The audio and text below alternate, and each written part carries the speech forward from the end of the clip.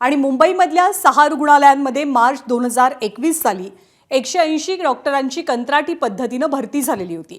या डॉक्टरांना तेव्हा ज्या मानधनावरती भरती करून घेण्यात आलेलं होतं त्याच मानधनात आत्ताही त्यांना काम करावं लागतंय।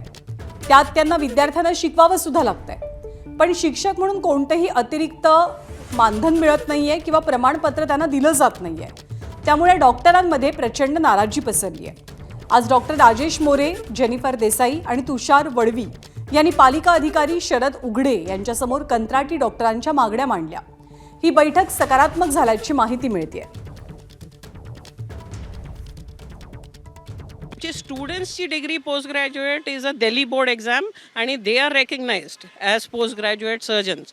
पण आम्ही त्यांचे टीचर असून आमची डिग्री आणि आम्हाला काही एक्सपिरियन्स सर्टिफिकेट मिळत नाही। We are just treated like private consultant. तसंच आमची पदवी आहे। तुमची आता मागणी काय असणार आहे? की आम्हाला जर परमनंट बेसिसवर दिलं आहे, जर त्यांनी कॉन्ट्रॅक्टमधून चेंज करून परमनंट बेसिसवर आम्हाला दिलं तर मग आम्हाला ही सगळी फॅसिलिटीज आम्हाला तशीच मिळणार जशी बाकी सगळ्याकडे मेडिकल टीचर्स आहेत। एबीपी माझा, उघडा डोळे बघा नीट।